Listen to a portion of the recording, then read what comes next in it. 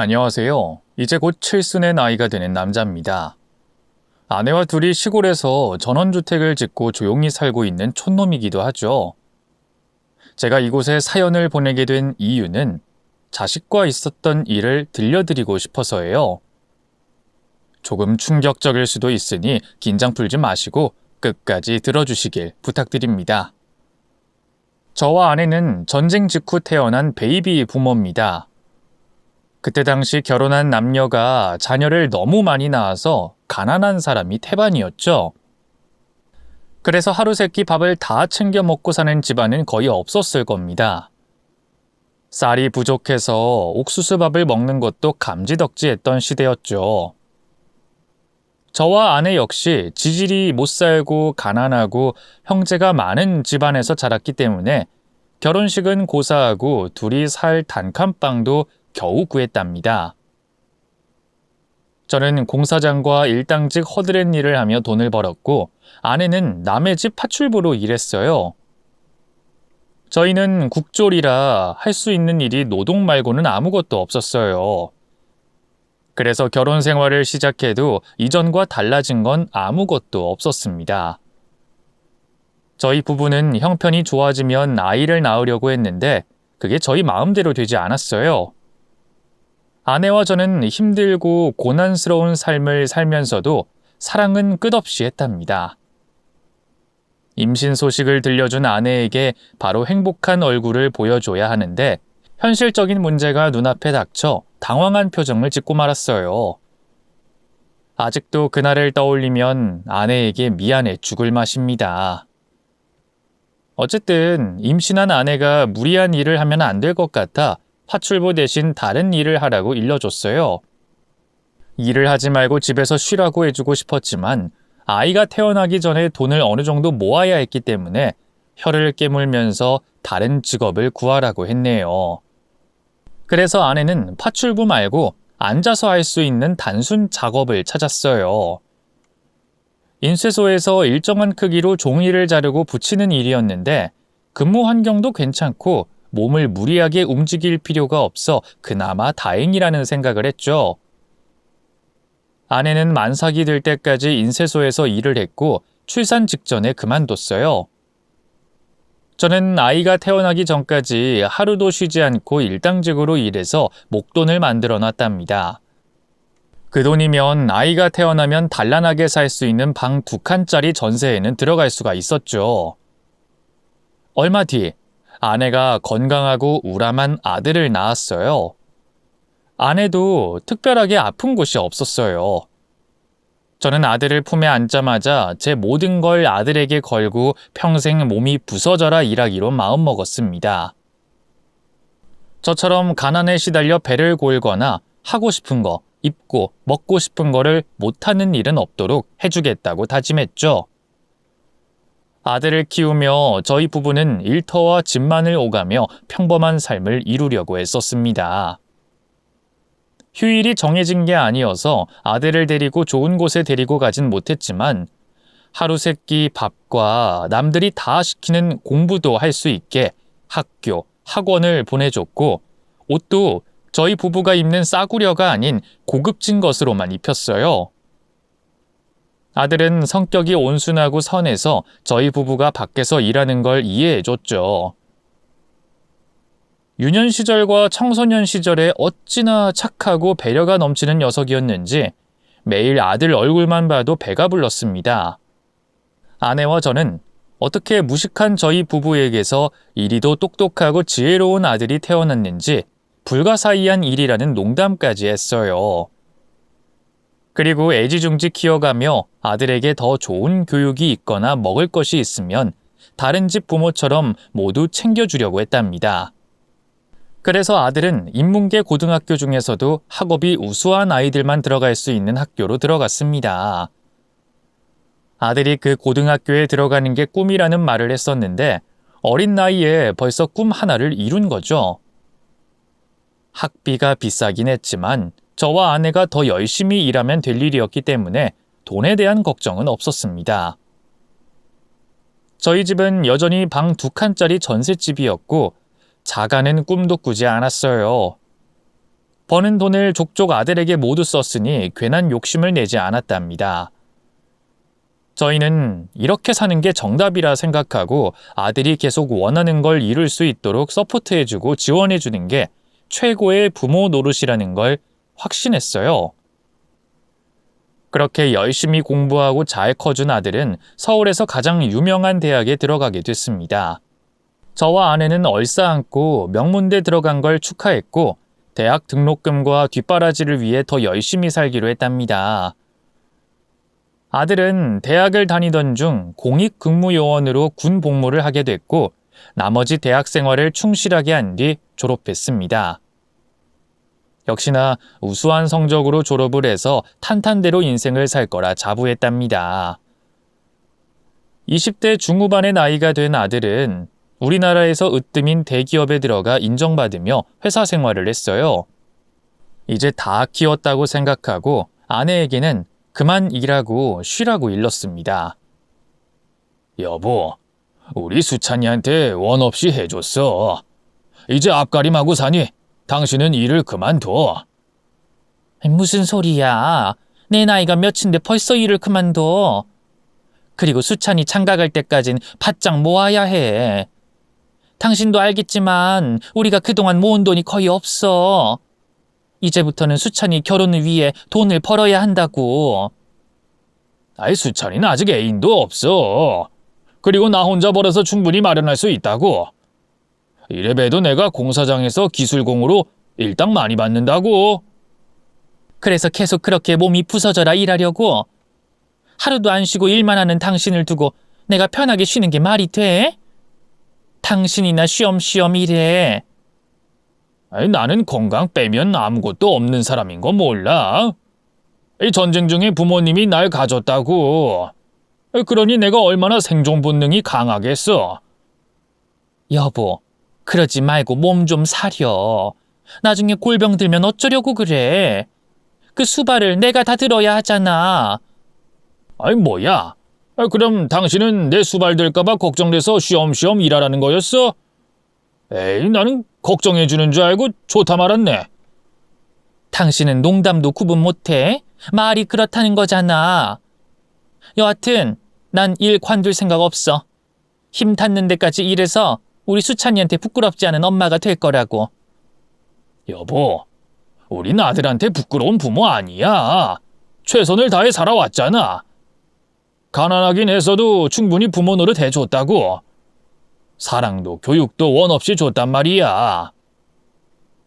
그렇게 저희는 아들이 잘 돼서 여러 대화를 나눴고 일을 관두지 않고 계속 이렇게 열심히 살기로 결론을 내렸답니다. 한편 대기업에서 열심히인 아들은 자취하면서도 저희 부부를 자주 찾아왔어요. 워낙 선하고 착한 아이라 그런지 피곤한 얼굴인데도 저희한테는 모든 게 행복하고 즐겁다고만 말했답니다. 아버지, 엄마, 회사 생활은 만족해요. 그리고 연봉도 올라서 돈도 많이 모일 것 같아요. 그러니까 두 분은 그만 좀 편하게 지내세요. 특히 아버지는 요즘도 하루도 안 쉬고 공사장에 나가신다면서요? 나는 일 나가는 게 운동하는 거랑 같아. 열심히 몸을 써야만 밤에 잠을 편히 잔다고. 그런 억지가 어딨어요, 아버지. 이제 제가 잘 벌고 효도도 할 테니까 좀 쉬세요. 엄마도 당장 일 때려치우시고요. 이 잘난 아들이 키워준 은혜에 배로 호강시켜 드릴게요. 아들이 그렇게 말해주자 저희 부부는 박장대소를 하며 기뻐했습니다. 아들의 인성이 훌륭한 모습으로 그대로 커져서 고맙기도 하고 뿌듯하기도 했기 때문이죠. 그래서 아들은 많은 돈을 벌어가며 저희 부부에게 용돈도 주고 여행도 다녀와주는 큰 효도를 해줬어요.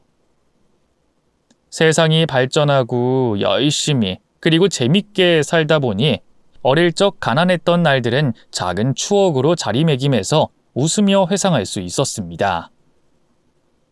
그렇게 세월은 흘러갔고 아들 녀석이 대기업에서 과장이 됐어요. 30대 중반에 이른 쾌거라 저희는 축하 파티를 열었죠. 저는 아들에게 지금처럼 성공하고 잘 살아줘서 고맙다는 말을 건넸습니다. 수찬아, 이제 과장이면 40대쯤에는 차장도 달고 이후엔 전무도 하고 이사도 되는 거냐? 이러다 우리 아들이 대기업 총수 되겠어. 하하하, 정말 자랑스럽다 아들아. 아내 역시 저와 같은 말을 하며 아내에게 최선을 다해 살아가라는 조언을 해줬어요. 수찬아, 일이 힘들고 스트레스를 받더라도 지나가면 아무것도 아니야. 이 엄마 아빠가 어떻게 살아왔는지 알지? 그 고생이 지나가니까 한 자락 추억에 불과하다고. 인생은 편하기만 할 수 없으니 꼭 잘 헤쳐나가라. 엄마, 아버지, 저 드릴 말씀 있어요. 사실 여자친구가 있어요. 사귄 지 5년 정도 됐는데 이제 결혼할까 해요. 저희 부부는 그동안 아들이 연애하는 걸 감쪽같이 모르고 있어서 결혼하겠다는 말이 당혹스럽긴 했지만 한편으로는 아들이 남들 다 하는 결혼을 하겠다고 하니 기뻤습니다. 그래서 저는 아들을 안아주며 말했어요. 이 녀석이 우리한테 말도 안 하고 여자친구를 꽁꽁 숨겨놨었냐? 이거 서운하다. 그래도 네가 결혼한다고 말해주니까 참으로 기쁘구나. 이제 애비랑 엄마는 여한이 없다. 아버지, 그동안 말씀드리지 못한 건 죄송해요. 전 단지 결혼할 확신이 서면 말씀드리려고 고민하고 있었어요. 괜찮다, 이 녀석아. 그럼 네 섹시될 사람은 언제 보여줄 거냐? 벌써부터 기대가 된다. 예쁘고 좋은 여자예요. 아마 보시게 되면 좋아하시게 될 겁니다. 아들이 사회적으로도 제대로 자리를 잡고 성공한 것에 이어 결혼까지 하겠다고 하니 진짜로 여한이 없었습니다. 이제 아내와 저는 편안한 노후를 즐기면 그만일 거라 생각했어요. 얼마 뒤에 아들 수찬이가 결혼할 각시를 데리고 왔는데 얼굴에서 후광이 나더군요. 딱 봐도 고생 하나 모르고 살았던 부잣집 딸 같았습니다. 저희 집이 낡고 오래된 데다 전셋집이어서 수찬이 부모인 저희에게 실망하고 결혼을 물으려고 하면 어쩌나 하는 걱정이 들었답니다. 저는 크게 관심이 가긴 했지만 말을 붙이는 게 조심스러웠고 옆에 있던 아내가 살갑고 다정하게 며느리들 색시에게 말을 걸었습니다. 정말로 곱네요. 아가씨, 우리 아들이랑 결혼하겠다고? 그 마음 진심인 거죠? 네, 어머님. 수찬 씨 같은 사람이 또 어디 있겠어요. 이런 남자를 만나게 된 건 저한테 큰 횡재라고요. 우리가 보시다시피 잘 못 사는 형편이에요. 아가씨한테 뭔가를 크게 못 해줄 텐데 괜찮아요? 어머님, 무슨 그런 말씀을 하세요. 결혼은 저랑 수찬 씨가 하는 거잖아요. 그리고 저희 집도 가난해서 충분히 이해합니다. 가난하다고? 아가씨 얼굴이랑 손 보면 고생 하나 모르고 살았을 것 같은데. 아니에요. 겉으로만 보고 부잣집 딸로 오해하는 사람들이 있긴 한데 절대 그렇지 않아요. 찢어지게 가난한 집에서 4남매 중 장녀로 살아왔어요. 동생들 뒷바라지하느라 고생이 이만저만이 아니었다고요. 며느리가 하는 말을 듣자 깜짝 놀랐습니다. 곱상한 외모와는 달리 세상 풍파를 제대로 겪은 처자였던 겁니다. 그래서 저희는 고생 많았던 사람 둘이 만나 결혼 생활을 누구보다 잘하리라 믿고 허락해줬습니다. 솔직히 처음 본 순간부터 며느리의 인상과 관상이 아주 선하고 예뻐서 허락할 생각이었답니다. 그래서 아이들과 저희 부부와 사돈 부부가 만나 상견례를 치르게 됐는데 복잡한 의논 없이 간단하게 말을 마쳤습니다. 사돈 측은 자식들이 알아서 한다고 하니 아무것도 하지 않겠다고 했어요. 그런데 저와 아내는 그동안 아들이 장가를 갈 때를 대비해 모아둔 돈이 있어서 신혼집을 마련하는데 보태라고 통장을 건네줬답니다. 엄마, 이 돈을 어떻게 받으라는 거예요? 아버지랑 둘이 고생해서 모은 돈을 나더러 쓰라고요? 엄마, 저 충분히 잘 컸어요. 그러니까 이 돈은 두 분 위해서 쓰세요. 아니다. 이건 너한테 주려고 모은 돈이야. 우리는 이 돈 없어도 먹고 사는데 지장 없으니까 얼른 받아라. 그래, 수찬아. 이 애비랑 엄마가 오롯이 너만 생각하면서 모은 통장이야. 언젠가는 이런 날이 올 거라 생각해서 열심히 모았다고. 이 돈 받고 행복하게만 살아주면 된다. 갚으라는 소리 하지 않을 테니까 부담 갖지 말고 받아라. 알겠어요, 아버지, 엄마. 고맙습니다. 저 잘 살게요. 그리고 부모님께 부끄럽지 않은 아들이 될 거고 효도도 잘하는 아들이 되겠습니다. 그렇게 아들은 저희가 모은 재산을 고맙게 받았습니다. 그래서 원래 신혼집을 계획했던 것보다 좋은 아파트로 마련하게 됐답니다. 아들을 결혼시키고 나서부터는 아내가 일을 일주일에 3번씩만 나갔고 저도 주 5일만 공사장에 나갔습니다. 쉬엄쉬엄 천천히 흐르는 삶을 즐겨보기로 한 거죠. 저희는 아들 내외가 손주를 낳아도 좋지만 그렇지 않아도 상관없었습니다. 요즘은 아기를 낳지 않고도 잘 사는 부부가 태반이었으니까요. 그래서 입 밖으로 손주 이야기를 절대 하지 않았습니다. 아내는 괜히 그런 말을 하면 며느리가 부담을 가지고 저희를 만나는 걸 꺼려할 수 있다며 괜히 저에게 입조심하라는 말을 자주 했답니다. 그렇게 세월이 1년 정도 흐르자 아들 녀석이 회사를 그만뒀다는 청천벽력 같은 소식을 들고 왔습니다. 저와 아내는 그 좋은 회사를 왜 그만뒀냐며 볼멘소리를 했어요. 수찬이, 너 그 회사가 대한민국에서 제일 좋은 데인데 왜 그만둔 거냐? 아버지, 대한민국에서 제일 좋으면 뭐예요? 백 없으면 임원 되는 것도 어렵고 더 높이 날지 못한다고요. 그럴 바에야 제가 직접 사장이 돼서 회사 이끄는 게 낫겠다고요. 사업을 하겠다고? 아니, 네가 그렇게 느꼈다면 맞는 거겠지. 수찬이, 네가 허튼 결정을 할 애가 아니잖아. 아유, 이 엄마 아빠가 부족해서 이 사업하라고 돈이라도 주면 좋겠지만 이제는 아무것도 없구나. 그걸 바라고 말씀드리는 거 아니에요. 다만 대기업을 관두고 새롭게 시작하니까 응원해달라는 말씀을 드리는 겁니다. 아버지, 엄마, 저 믿으시죠? 아이, 그럼 믿다마다.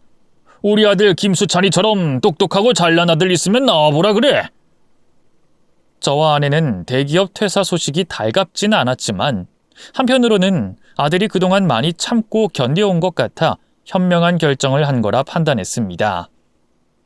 그래서 아들이 곧 퇴직해서 사업을 오픈했다며 초대했습니다. 서울 한복판에 멋들어진 건물 안에 있는 곳이었는데 역시나 저희 아들 수찬이는 자랑스럽고 잘난 녀석이었습니다. 그래서 무엇이든 잘 헤쳐나갈 거라며 응원의 말을 남기고 돌아왔어요. 그런데 아들의 사업은 시작부터 좋지 않았습니다. 능력이 부족한 녀석이 아닌데도 일을 따오거나 매출을 올리는 게 보통 어려운 게 아니었나 봅니다. 6개월간 적자만 보며 억지로 회사를 이끌다가 결국엔 1년 만에 회사를 접어버렸어요. 사업에 투자한 돈과 빚까지 생겨서 이전보다 어려운 환경이 됐죠.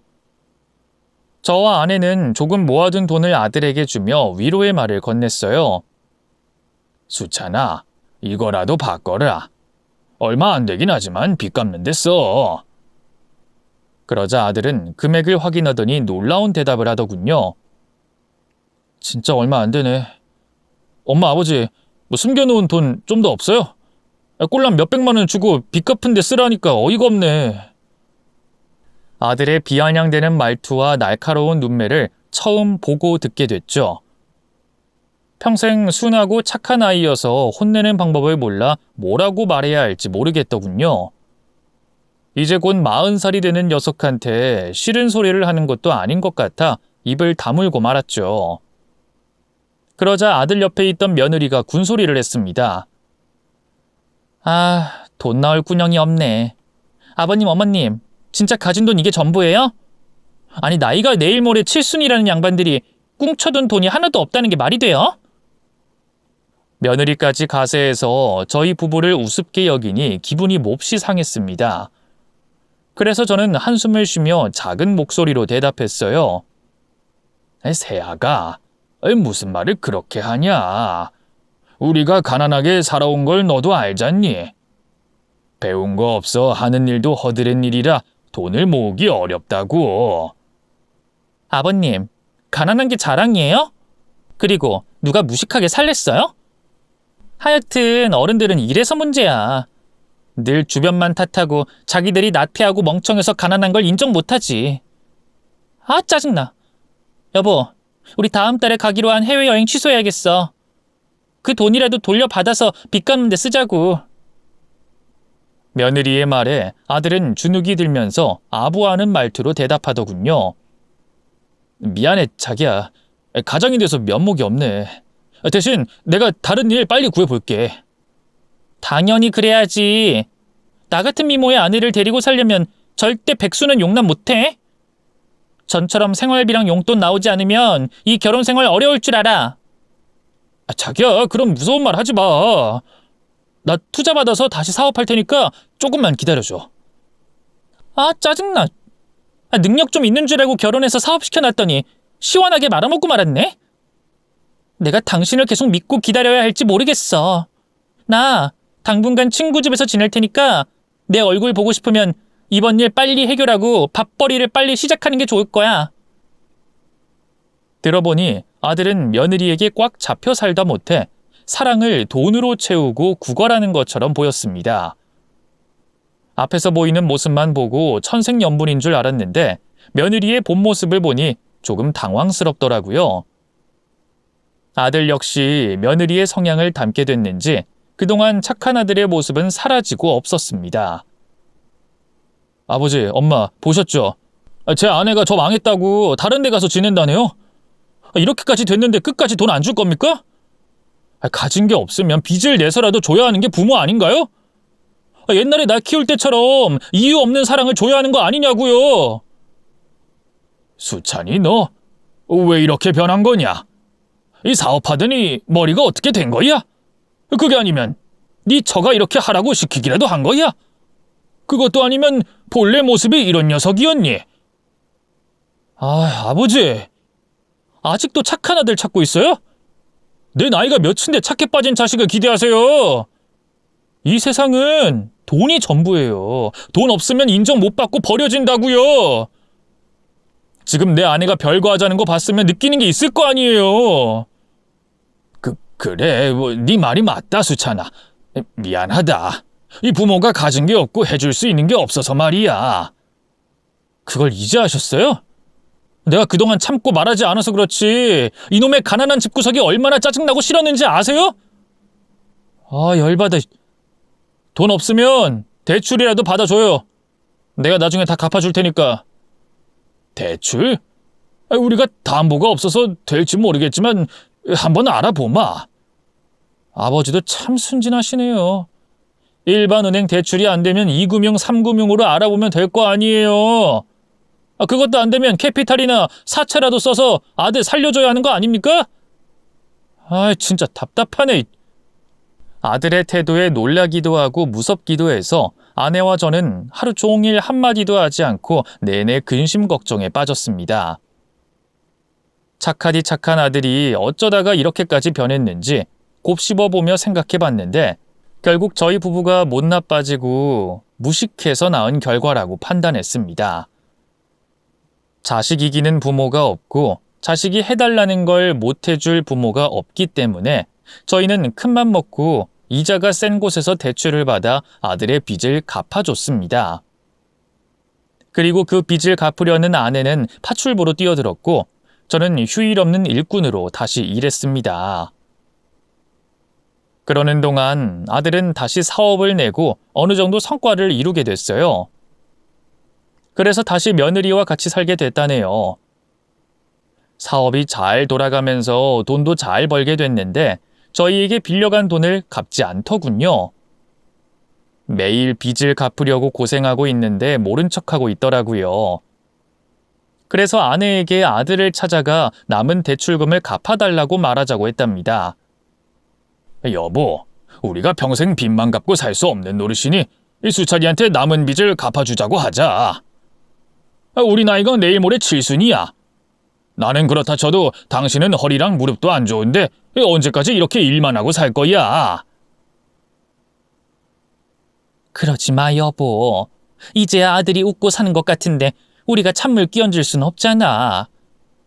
회사가 아무리 잘 된다고 해도 여윳돈이 있어야 하는 거 몰라?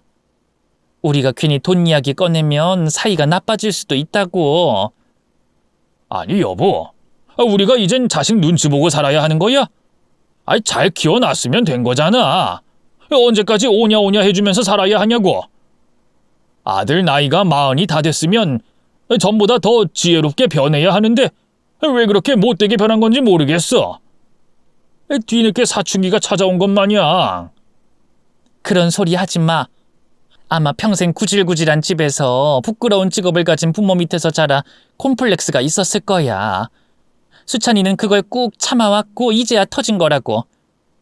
여보, 우리가 낳은 우리 자식이야. 당신과 내가 이해해주지 않으면 누가 이해해주겠어? 당신도 참 속도 없네. 나는 이제 수찬이가 미워지기까지 한다고. 그러자 아내는 끝까지 아들과 며느리를 싸고 도는 말을 했고 저희가 끝까지 책임져야 한다고 말하더군요. 그렇게 아들 내외에게 실망이 이만저만이 아니었는데 사업이 풀리고 나서는 연락 한 통이 없더라고요.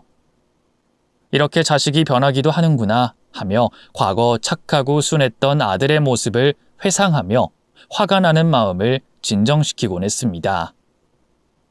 아들은 저희 전화까지 피했어요.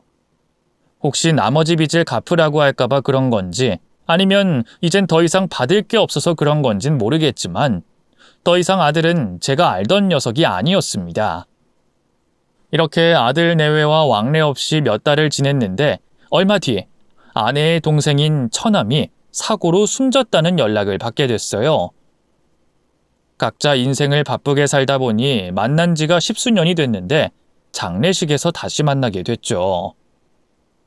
아내는 슬피 울며 작년에 연락이 왔을 때 만나러 갈 거라며 많이 안타까워했습니다. 저 역시 자식을 키우고 바쁘게 사느라 연락하지 못하고 지냈다는 것에 크게 미안했어요. 아들에게 같이 장례식장에 가자고 연락했더니 사업이 바빠서 가지 못한다고 대답하더군요. 아버지, 제가 노는 사람도 아닌데 시골까지 어떻게 다녀와요? 사장이 빠지면 일이 제대로 돌아가지 않는다고요. 아이고, 아들아, 어쩌다 이렇게까지 변한 거냐? 널 예뻐해주던 외삼촌을 기억하지 못하는 거냐? 그분이 돌아가셨으니 명복을 빌어주고 오는 게 그렇게 힘든 일이야. 외삼촌이고 외할아버지고 누가 죽었든 나랑 상관없어요. 그리고 아버지, 사람은 누구나 죽는 거예요. 질질 짜는 소리 말고 두 분만 다녀오세요. 행여나 제 아내한테 전화해서 장례식장 가자는 소리 하면 저 가만히 있지 않을 겁니다. 아들은 무서울 만큼 싸가지 없이 말하고는 전화를 끊어버렸습니다. 저는 이 사실을 아내에게 돌려서 말하느라 진땀을 뺐어요. 동생을 잃은 사람에게 괜히 신경 쓰이는 말을 하고 싶지 않아 아들이 급한 일이 잡혀 있어 못 온다고 둘러댔죠. 그리고 저와 둘이서 버스를 타고 시골로 내려갔답니다. 처남의 영정사진을 보니 안타깝고 불쌍하기도 했지만 곧 저와 아내도 이렇게 되는 날이 올 거라는 생각에 마음이 서글퍼지더군요. 아들 녀석이 장례를 치러주기나 할까 하는 걱정도 들었고요. 3일장을 치르고 집으로 돌아오는 고속버스를 탔습니다. 아내는 말없이 한숨만 내쉬며 처남을 생각했고 저는 먼 산만 바라보며 인생이 부질없다는 생각만 했답니다. 그렇게 버스는 쉼없이 달렸고 어느새 피곤이 찾아와 아내와 저는 눈을 감고 잠이 들었어요. 그리고 1시간 정도 지났을까? 눈을 떠보니 제가 버스 천장에 누워있더군요. 지구의 중력이 뒤집힌 건가 하며 두리번거렸는데 버스 사고가 나서 뒤집힌 거였습니다. 바로 아내를 찾아 의식이 있는지 확인해봤는데 다행히 숨을 쉬고 있더군요. 잠시 후 구급대원들이 뒤집힌 버스 안의 승객들을 한 명씩 구출해줘서 저와 아내는 병원으로 실려갔습니다. 병원에 도착해 여러 검사를 받았는데 저와 아내는 당장 수술을 해야 했어요. 저는 오른팔의 뼈가 심하게 부러지고 인대가 끊어졌으며 아내는 두 다리 모두 크게 부러지고 골반뼈까지 으스러졌다고 하더군요. 저희 두 사람은 응급수술을 해야 해서 바로 수술실로 들어갔어요. 병원 측에서 보호자에게 연락을 직접 해줘서 따로 아들에게 연락을 하지 않고 기다렸습니다. 수술을 마치고 버스에서 사고당한 사람 몇 명과 같이 한 병실을 쓰게 됐는데 다들 가족들이 빨리 와서 상봉하더군요. 울고 불며 난리를 치는 모습을 보니 부럽게 느껴졌답니다. 제 아들과 며느리는 뭐가 그리 바쁜지 수술이 끝나고 반나절이 지나도 코빼기도 보이지 않았답니다. 아들 내외는 이튿날 오전이 돼서야 병원에 모습을 보이더군요. 며느리는 결혼식이라도 가는지 머리부터 발끝까지 빼입고 꾸민 상태로 왔고 아들은 고급 정장을 입고 들어왔어요. 엄마, 아버지, 저희 왔어요. 몸은 괜찮아요? 저는 서운하고 화가 나서 고개를 돌려버렸습니다. 아내만이 아들 내외를 반겨줬죠. 수찬이 왔구나. 아유, 우리 예쁜 새애기도 왔네. 고맙다, 얘들아. 우린 괜찮아. 여보, 당신은 왜 말이 없어? 애들 무한하게 그러고 있을 거야? 자식 키워봐야 아무 소용없다더니 그 말이 딱 맞네. 애비애미가 큰 사고 당해 수술까지 받았는데 이제야 기어 들어오다니 정말 실망이다. 아버지, 제가 바쁜 사람인 거 아시잖아요. 저 없으면 회사가 안 돌아간다고요. 거짓말을 하려거든 좀 입에 침이나 발라라. 너 카톡 사진 보니까 네 처랑 해외여행도 다니고 비싼 맛집 투어는 잘만 다니더라. 그런 시간은 많고 널 쇠가 빠지게 키운 부모를 찾아올 시간은 없던 거냐? 평소엔 그렇다 쳐도 우리가 죽을 위기에서 겨우 벗어났는데 걱정도 되지 않냔 말이야. 우리 아버지가 왜 이러실까? 그냥 그러려니 하고 지나가면 될 일을 굳이 그렇게 짚어가며 따져야겠어요? 알았어요. 제가 죄송합니다. 사과 드릴게요. 됐죠? 사과하는 태도가 그게 뭐냐? 그리고 엎드려 절 받는 기분이라 내키지 않는구나. 제가 아들에게 쌓였던 화를 좀 내자 아내가 손짓하며 그러지 말라고 경고하더군요. 아내는 그저 아들만 보면 행복했는지 싸가지 없는 태도를 보고도 좋아만 했습니다. 여하튼 그렇게 모자와 고부 간의 대화가 오갔는데 병원비 이야기로 소재가 튀어나오더군요. 아들은 저희가 든 보험이 몇 개나 되냐고 물었습니다. 엄마, 그 보험 여러 개 들었죠? 이렇게 다친 거 다 보상받을 수 있는 거야? 그래. 그 보험이야 여러 개 들어놨지. 우리가 언제 어떻게 될지 모르니까 욕심내서 많이 들어놨다. 오, 역시 엄마는 똑똑하다니까. 내가 엄마한테 똑똑한 머리를 물려받았나 봐. 엄마, 내가 보험회사랑 연락할 테니까 그 보험 증서랑 통장 좀 줄래요? 내가 사업하는 사람이니까 명확하게 받아줄게. 한 푼도 손해보지 않고 말이야. 안 그래도 병원비 때문에 걱정이었는데 잘 됐다. 수찬이 네가 해결해주면 좋겠다. 그 통장이랑 보험증서는 다 집에 있으니까 네가 잘 확인해서 청구하고 직원 불러서 우리 상태 확인하라고 해줘. 걱정하지 마세요. 이 아들이 다 알아서 해줄게. 저는 별말하지 않고 아들이 보험금 문제를 해결해 줄 거라 생각하고 말았답니다. 설마 노부부의 보험금까지 가로챈다면 그건 내 새끼가 아니라 그냥 짐승보다 못한 놈이니 의심을 거뒀습니다. 아들 내외는 병원에서 떠났고 며칠 동안 보이지 않았습니다. 그 사이 보험회사 직원이 다녀갔고 보험금이 얼마나 되는지 대략 알려주고 떠났어요. 저희가 사고가 나서 크게 다치긴 했지만 보상은 확실히 받을 수 있을 것 같아 그것으로 위안을 삼았습니다. 그렇게 보험금이 들어왔다는 문자를 받게 되자 아들 내외가 병원으로 찾아왔어요. 그리곤 아들놈은 보험금을 자기한테 달라고 하더군요. 엄마, 아버지, 보험금이 2억이나 나왔네요. 이 돈은 두 분한테 많이 크죠? 사실 제가 사업 자금이 더 필요했는데 이 돈을 저한테 투자해주면 안 될까요? 제가 우려했던 대로 아들놈은 보험금을 가로채 가려고 하더군요. 자식 새끼가 아니라 짐승 같은 놈이었습니다. 저는 절대 안 된다며 소리를 질렀는데 아내는 보험금을 주겠다고 하더군요. 저를 설득하는 말까지 해댔답니다.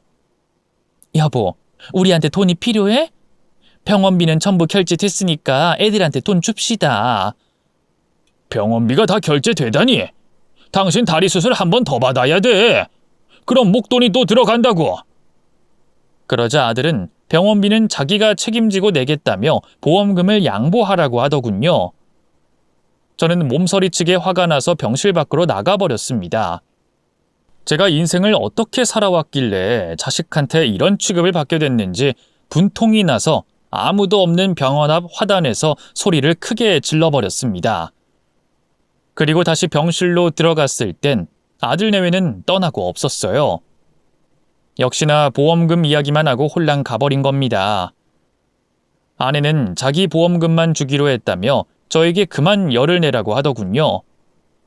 그 말을 듣자 화가 더 끌어올랐는데 병실 안에 다른 환자들이 보고 있어 아무 대답도 하지 않았답니다. 얼마 뒤 아내의 다리 2차 수술이 진행됐어요. 수술은 잘 되지도 아예 실패하지도 않았다고 했죠. 다만 의사가 말하길 반신불수로 살아야 할지도 모른다고 하더군요. 두 다리로 평생 서지 못하고 휠체어 신세를 져야 할지도 모른다고 말입니다. 그 말을 듣고 저는 가슴이 찢어질 듯이 아파 아내의 감각이 없는 다리를 부여잡고 울음을 터뜨렸습니다. 여보, 아유 어쩜 좋아. 이러다 진짜 못 걷는 신세가 되면 어쩌냐고. 여보, 불구가 될 수도 있다고 했지 무조건 불구가 된다는 말은 아니잖아. 다 잘 될 거니까 괜한 걱정하지 마. 도대체 우리 인생은 왜 이 모양인 거야? 누구보다 열심히 살았고 나쁜 짓 한 번 하지 않고 살았는데 말이야. 그렇게 속상해하며 아내의 회복을 기다렸는데 다리를 움직이지 못했습니다. 병실에만 있는 게 답답해서 아내를 휠체어에 태우고 자주 산책을 다녀왔어요. 간호사 선생님이 그 정도는 해도 괜찮다고 해서 선선한 바람을 맞고 들어오곤 했답니다. 그러다 얼마 뒤에 아들 내외가 또 보험금 문제로 왔는지 쫙 빼입고 왔더라고요. 병원 산책로에서 휠체어 탄 아내를 밀어주고 있던 중 마주쳤습니다. 엄마, 아버지, 괜찮아진 거예요? 아버지는 팔 깁스를 언제 푼대요? 아유, 이거 참 걱정이네. 엄마도 양 다리를 언제쯤 풀고 걸으실 수 있는 건지 걱정을 하도 해서 잠을 못 자고 있어요. 정말 우리 걱정하느라 잠을 설친 거 맞냐? 너한테 사우나 순내가 솔솔 풍기는데 말이야. 그리고 세기는 얼굴에 뭘 그렇게 맞았는지 탱탱하구나. 둘이 네 엄마 보험금으로 재미나게 쓴 모양이지? 아버지, 그게 무슨 소리예요? 저희가 그러는 거 봤어요? 엄마 보험금은 사업 여윳돈으로 채웠거든요. 그리고 나중에 2배로 돌려드릴 생각이에요. 아버지 보험금은 건들지도 않았는데 왜 이리 야단이에요? 저와 아들이 말씨름을 하자 아내가 아들 내외에게 병실에 먼저 올라가라고 했어요. 저희 부부는 한 바퀴 더 돌면서 맑은 공기를 마시겠다고 하고요. 아내에게 아들 내외가 마음에 들지 않는다고 말했더니 아내는 다른 자식들도 별반 다르지 않고 저희가 제대로 키우지 못해서 그런 거라며 끝까지 자식들을 이해하려고 하더군요. 그리고서 다시 병실로 돌아갔는데 복도에서 아들 내외와 의사 선생님이 대화를 나누고 있더라고요. 무슨 말을 하는지 귀를 기울여 봤더니 제 아내가 2차 수술을 받고 어떻게 될 것 같냐고 묻고 있었습니다. 선생님, 저희 엄마 회복하실 수 있는 거예요? 글쎄요. 확답을 드리긴 어렵습니다. 워낙 크게 사고가 나서 계속 입원하셔서 상태를 봐야 할 것 같습니다. 그런데 불구가 될 가능성도 있어요. 60대 노인이신데다 몸이 성치 않으셔서 두고 봐야 할 겁니다. 자녀분들이 옆에서 많이 애 써주셔야 해요. 그리곤 의사 선생님이 자리를 떠났습니다. 그런데 그 순간 아들과 며느리가 점프를 뛰며 손뼉을 마주치며 하이파이브를 하더군요. 아싸, 우리 엄마 반신불수된다. 여보, 우리 이제 돈벼락 맞겠어. 예스, 좋았어. 당신 엄마가 빙신되면 나오는 보험금이 얼마랬지? 여보, 사망보험금이랑 장애인 되는 거랑 크게 차이 안 나지? 크게 차이 없어. 보험이 7개나 되니까 엄마가 빙신되면 우린 꽁돈으로 좋기 10억은 생겨. 알랄랄랄. 엄마 보험금 들어오는 거 다 내 거다. 뭐야? 다 당신 거라고? 나는 말이 헛나왔네. 엄마 보험금 들어오는 거 다 우리 거다. 여보, 우리 뽀뽀나 하자. 여기서? 그래, 뭐 당신이 모처럼 큰 돈 벌었으니까 내 친히 뽀뽀해주지. 아들 내외가 하이파이브를 하고 뽀뽀를 하며 아내의 보험금 탈 생각에 난리를 치는데 저는 눈이 뒤집히고 말았습니다. 그리고 아들을 그렇게 감싸던 아내 역시 크게 화가 났는지 온몸을 부들부들 떨고 있었답니다. 이윽고 아들과 며느리가 복도 끝에서 걸어가는 저희를 보고 반갑게 손을 흔들더군요. 아들 눈에는 저희가 부모가 아닌 돈으로 보였으니 그렇게 신이 난 것 같습니다. 엄마, 아버지 산책 다 하셨어요? 얼른 병실 들어가서 편하게 누우세요. 희죽거리며 말하는 아들 얼굴에 깁스한 제 팔을 휘둘렀습니다. 딱딱한 깁스는 아들 코와 입을 강타했고 바닥에 곧장 쓰러지게 만들었답니다. 지금 뭐야? 노인네가 더위 처먹었네. 지금 뭐하는 짓이에요? 너야말로 뭐하는 짓이야? 네 엄마가 불구가 될지도 모른다는 말을 듣고 신나게 웃고 떠들어? 보험금이 그렇게 좋냐? 돈이 그렇게 좋냐고? 들으셨어요? 참나. 그럼 돈 싫어하는 사람도 있어요? 겨우 그거 가지고 내 잘생긴 얼굴에 흠집을 낸 거야? 냄새나는 노인네가 되지려고 환장했네. 당신도 똑같이 불구로 만들어줘? 내가 팔빙신 만들어버리면 보험금 쏠쏠하게 나올 텐데 뭐 어떻게 분질러주고 보험금 좀 나눠 가질까? 아들이 막말을 내뱉자 충격적인 일이 벌어졌습니다. 휠체어에 앉아있던 아내가 몸을 벌벌 떨면서 일어났습니다. 아내는 깁스한 다리로 아들과 며느리의 정강이를 한 대씩 걷어찼습니다. 통깁스라서 엄청 딱딱했고 예상대로 아들 내외는 앓는 소리를 내며 쓰러졌어요. 아내가 저와 한마음이라는 걸 알게 돼서 마음 놓고 팔을 휘둘렀습니다. 저는 아들을, 아내는 며느리를 잡아서 곡소리가 나도록 패줬죠. 흠신 두들겨 맞은 아들은 저를 밀어내며 소리를 질렀습니다. 뭐야! 빙신된다고 해서 좋아했는데 말짱하잖아. 엄마, 아들 위해서 그냥 불구대주면 안 돼? 이 쌍놈의 새끼, 내가 널 오냐오냐 키워서 이렇게 된 거니? 넌 이 엄마가 불구가 된다는 말에 그렇게 행복한 거야? 내가 저 세상 갔으면 아주 춤추고 노래를 불렀겠다? 젠장.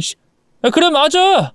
지긋지긋한 가난한 집에서 살아온 게 한이어서 돈벼락 맞는다니까 너무 좋아서 눈깔 뒤집혔어. 그러게 누가 날 낳아서 키우래? 왜 허락도 없이 날 낳아서 이 모양으로 만들어?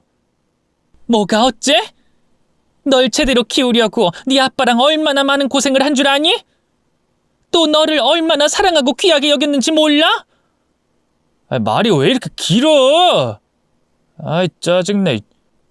보험금도 날아갔는데 여기 더 있을 이유가 없겠네. 여보, 괜찮아? 당신 눈엔 내가 괜찮아 보여? 노인네 둘 다 노망나서 우리 개패듯이 팼다고. 나 억울해서 이대로 못 가. 합의금이라도 받아내야겠어. 어이 애미년, 당신 날 이렇게 팼으니 그만한 대가를 내야겠어. 니년 통장에 든 돈 싹 다 우리가 가져갈 거야. 며느리가 욕설을 퍼부으며 대들자 아내가 간호사를 불러 경찰에 신고해달라고 부탁하더군요. 자기 통장에 있는 보험금을 멋대로 뺏어간 자식놈을 신고하겠다며 으름장을 놓으면서 말이죠. 이윽고 경찰들이 왔지만 친족 간의 절도는 성립이 되지 않는다고 해서 아내는 빼앗긴 보험금만큼 패줘야 한다며 다시 발길질을 시작했습니다. 물론 옆에 있던 저도 거들었죠. 제 자식은 이미 다른 짐승이 돼 있으니 마음 놓고 깁스한 팔로 면상과 몸뚱아리를 사정없이 날렸답니다. 병실에 있는 환자들이 몰려들어 상황을 인지하고 아들과 며느리에게 쌍욕을 하며 달려들었어요. 그러자 아들 내외는 이젠 안 되겠다 싶었는지 아내의 통장을 집어던지고 며느리와 떠났답니다.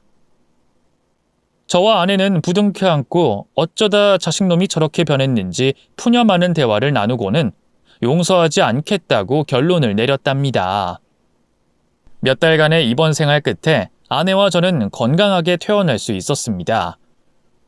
저희는 많은 보험금이 나와 그 돈으로 집을 마련하기로 했어요.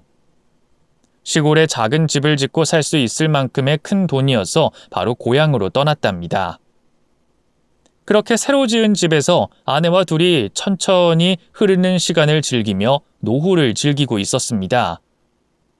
아들 내외는 연락이 끊긴 지 2년이 다 됐고 잊고 살려고 애쓰고 있었습니다. 해가 한 번 더 바뀌자 아들 소식을 경찰서에서 듣게 됐습니다. 제 아들과 며느리가 보이스피싱 총책으로 잡혔다는 전화였답니다. 경찰의 말을 들어보니 제 아들이 하고 있는 사업을 한 번 더 말아먹고 며느리와 둘이 새로운 일을 시작했대요. 그런데 그 사업이라는 게 서민 등쳐먹는 보이스피싱이었다는 거예요. 우등생의 명문대 출신의 대기업까지 다니던 녀석이 결혼 후에는 완전 다른 사람이 된 거죠. 이건 저희 부부가 자식을 잘못 키운 게 아니라 아들놈이 스스로 자신을 망가뜨린 거라 확신합니다. 여하튼 아들과 며느리는 재산을 몰수당하고 감옥에서 오랫동안 썩게 됐어요. 저희 부부가 어디에 사는지 알리지 않았고 호적 등본을 떼도 주소지가 나오지 않게 신청해 놔서 아들 내외는 감옥에서 나와도 영원히 저희 부부를 찾을 수 없을 겁니다. 자식 이야기를 주저리 써봤는데 제 발등을 찍는 이야기 같네요. 이후 아들 내외의 소식은 전혀 듣지 않고 있습니다. 아마 감옥에서 시궁창 냄새를 맡으며 살고 있겠죠? 지금까지 가난했던 제 인생의 가장 아픈 손가락 이야기를 꺼내봤네요. 부디 저 같은 사람은 또 없길 바랍니다. 그럼 여기서 그만 물러가겠습니다. 안녕히 계세요.